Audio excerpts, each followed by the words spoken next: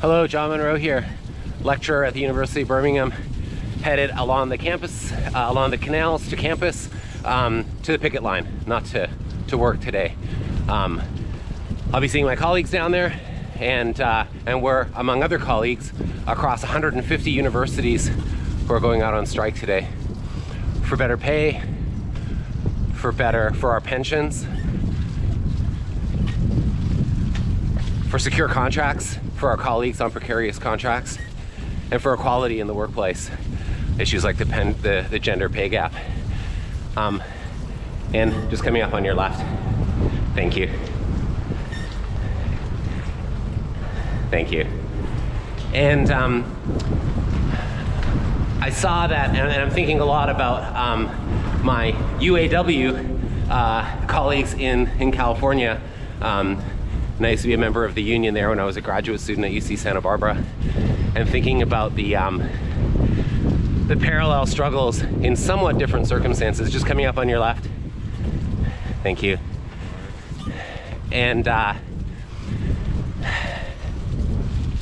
our fights are distinct, unique, but also very much around or against a kind of common enemy: the reconstruction of public education as private, kind of corporate commodity. And so I'm also thinking about, as I often do, one of my favorite public space activist groups, Safe Streets Rebel, in San Francisco. And I saw that they were doing some cycling picket support for the UC striking workers, which was fantastic to see. And I'm making this little video because I'm wondering about, go ahead, come forward. No problem. And I'm wondering about how that might look here at the University of Birmingham. So I'm gonna head down to campus, and I have nothing organized. I'm not meeting anybody to do a cycling picket, but I thought maybe I'd start with, just on your left, I thought maybe I'd start with doing a lap around campus with a picket sign on my own to get started, as maybe a way of beginning to think about how we could adopt this as a strategy here, and also the implications of actually what that might mean. So let me get down to campus and grab a picket sign and do a lap and see if I can say a little bit more about this. Okay, let's go. Okay, so here I am down at the picket line. I've got my sign, I've got my armband. I'm gonna clip my camera onto my handlebars here and do a little lap of campus and give this cycling picket idea a little more thought. Okay, let's go.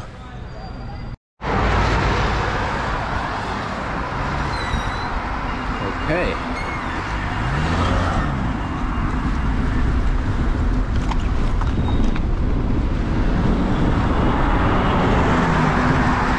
So, I'm just on my own today, but it would be great if we can organize some people to do this together. As our union leader, Joe Grady, says, in this fight, we're either going to come together as a collective, or we're gonna lose as individuals. And that's such a important and kind of profound way of putting what's at stake here. And maybe a cycling picket could be one small way of adding to that collective voice as we fight for what's right. So one of the key things I kind of wanted to mention here in this little video was something about the implications of what a cycling picket could mean, because it's obviously a different form of expressing solidarity, and it's a different kind of sensibility because it's on the move. It maybe expresses something that the mobility studies scholar Mimi Scheller calls mobile commons, thinking about this idea of collective forms of existence and solidarity moving through space. And maybe a cycling picket can be something along those lines. I have no idea why I have this red light, by the way, because I don't even understand what the counterflow is. Okay. So, some more colleagues I'm seeing at another gate here. So the key thing I want to say is this, that a cycling picket would be a great way of showing solidarity. It's a way that people who want to support us, who are not members of the union, might want to come out and do so. And it's also, it can be fun, which the picket lines in different ways can be. Spaces of education, spaces of intellectual production, spaces of culture, spaces of enjoyment, spaces of resistance, all of these things. And cycling picket can be a mobile form of that.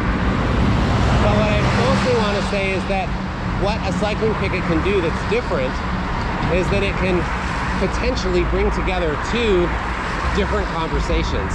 And these conversations might seem very disconnected and maybe even kind of a stretch that I'm trying to pull them together here. But let's give it some thought.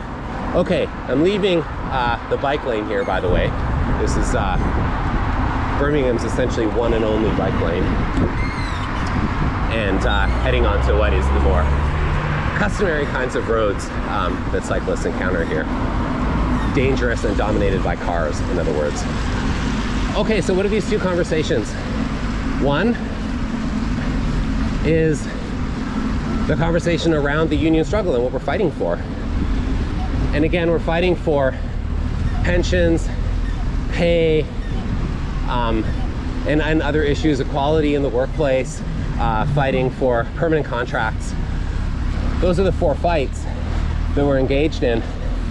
But we're also fighting for something kind of more fundamental than all of those things, as important as they all are, which is the idea of a public university.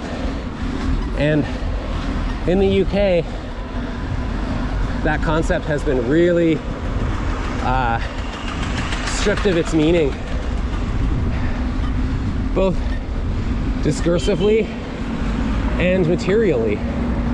Public universities have been largely defunded in this country, shifting the burden then of running these places to students who have to pay exorbitant fees to come here. And so the union struggle and a strike is also about the specific issues we're fighting for, but at the same time demanding, insisting that another kind of university is possible, and demanding that we fight together for just that. The other conversation is this quite different conversation around cycling, walking, and public space. And what does that have to do with? And that's a conversation that I should say a little more about, which is in cities like Birmingham and others around the world, places that have become, public space has become very dominated by cars. There's a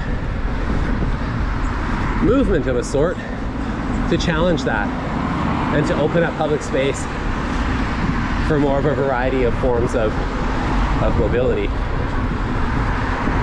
and making it safe to do so. And making it safe to do so in order to make it possible. Right now, here I am, a white man on a bike who's ridden a bike all my life. I'm fairly comfortable riding a bike in the road, as dangerous as it is. But without the proper organization of public space so as to make it safe for everyone, it means that car drivers dominate the roads. And this is a question of the use of public space, and a question of who public space is for. Okay, so what's the connection? The connection is we're both fighting for, again, following the lead of our union leader, Joe Grady, a kind of public, a collective and public conception of what's good and of the goods of our society, the good things and the material goods. And so to demand that public space of our roads be rendered more democratic in that more of a variety of people can safely use them, is, to my mind, a very allied kind of idea to the fight for universities as public institutions. To reclaim public space on the road is an allied struggle with that seeks to reclaim what's become essentially private universities as public institutions. Just look at this road. Just look at the disregard for the safety of pedestrians and cyclists along here. A bike painted on the road, what does that even mean? And at the same time, this university has become this corporate space in which workers are having our pensions gutted, having pay that does not keep up with the cost of living and inflation crises, with fellow workers increasingly on precarious contracts,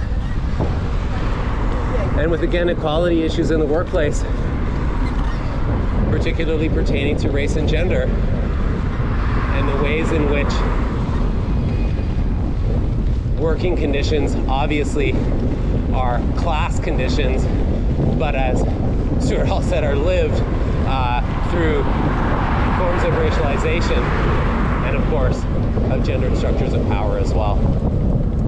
So my greatest hope would be that we could adopt this idea, the idea that Safe Streets Rebel is taking to the picket lines on University of California campuses in solidarity with striking workers there. We're also fighting for public education, for education as a public good. I can't help but be reminded here also of our new university building. I have to get around these cars, so I'll get somewhere where there's a better view of it in a second. It's a new, it kind of symbolizes in many ways in one building the different things I'm talking about here. It's a new health innovation hub or something it's called. An expensive new building. Let's see if I can get around these cars. An expensive new building that's going to feature a massive amount of new parking, and so therefore just making this problem that you can see on our roads all the worse. And so when the university ultimately becomes just another corporation, then this is the result. And maybe we can come together, and maybe people who care about the public space of our roads can come out and join us and support us as we struggle for public education here in the university. So I'll come back out. We're out on strike. Today it's Wednesday. What's the date today? We're out today. We're out tomorrow. This red light gives me a chance to see the date on my phone. It's the 24th. We're out on that's Thursday. We're out tomorrow, the 25th. And then next week on Wednesday, we're out, which is the 30th. And so I'll come down to the Bournebrook